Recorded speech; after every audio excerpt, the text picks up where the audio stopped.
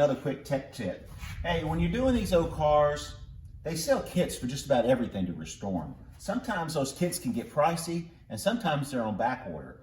For instance, these little tabs right here hold down the insulation between the engine and the cockpit. Also, these little tabs around the back, if you're familiar with the Porsches, hold down the factory wire looms. They have these little plastic knob or little plastic sleeves that go over these, and most of the time they fall off anyway. Here's the tech tip. Instead of buying an expensive kit to do all that, run down to the hardware store, but it's wire shrink tubing. All right, so I cut it down to where it fits right over the tabs, and then I can run my heat gun over it. It'll lock it down tight, and it gives it that little extra detail, and it didn't cost you anything. That kit will last you forever doing your wires because there's a lot of stuff in it.